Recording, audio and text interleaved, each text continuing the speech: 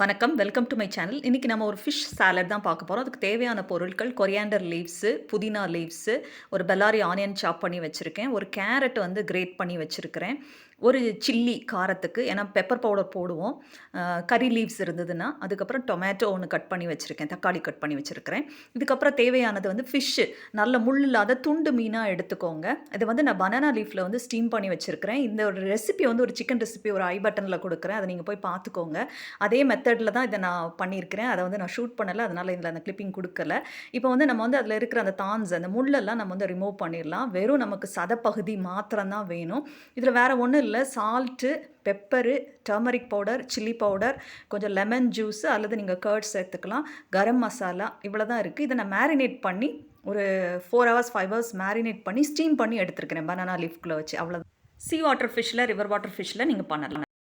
ஒரு 2 table spoon வந்து oil விட்டுருக்கிறேன். இதுக்கு கோகனட் ஆயில் அல்லது நீங்க ஆலிவ் ஆயில் விட்டீங்கன்னா நல்லாயிருக்கும். இந்த எனி ஆயில் நீங்க விடுங்க. விட்டுட்டு அதுக்கப்புறம் வெங்காயம் போடுறேன். அதுக்கப்புறம் கருவேப்பிலை, பச்சை மிளகா போடுறேன். அதுக்கப்புறம் தக்காளி போடுறேன். அதுக்கப்புறமா இது வந்து புதினா லீவ்ஸு, இது வந்து கொரியாண்டர் லீவ்ஸு, இது கேரட் வந்து கிரேட் பண்ணி வச்சது. இது கூட நீங்க பொட்டேட்டோ போடலாம். கேப்சிகம், குக்கும்பர் போடலாம் நீங்க.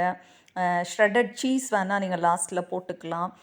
லாஸ்ட்ல வந்து நீங்க ஒரு எக்க ஊத்தி உடைச்சு ஊத்தி அப்படியே ஒரு பொடி மாஸ் கூட மாரி கூட பண்ணிக்கலாம். இது வந்து ஆயில்ல போட்டு நீங்க பண்ணணும்னு கூட அவசியம் இல்ல. இப்ப நான் சால்ட் சேர்க்கிறேன். ஆயில் சேர்க்காம அப்படியே பச்சையா கூட நீங்க சாப்பிடலாம்.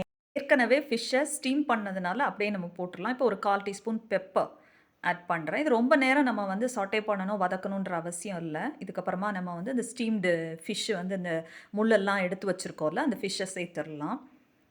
இது வந்து நீங்க சாண்ட்விச் உள்ள கூட இந்த ஃபில்லிங்க வச்சு நீங்க சாப்பிடலாம்.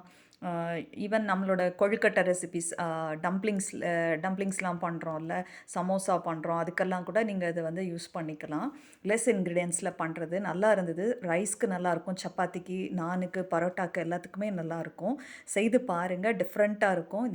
இந்த ரெசிபி உங்களுக்கு பிடிச்சிருந்ததுன்னா, இத உங்க ஃப்ரெண்ட்ஸ்க்கு ஷேர் பண்ணுங்க, சப்ஸ்கிரைப் பண்ணுங்க. இன்னும் இந்த மாரி நெறைய டிஃப்ரெண்ட்டான ரெசிபீஸ்லாம் வருது. தேங்க் யூ ஃபார் வாட்சிங், subscribing my channel. Have a nice day.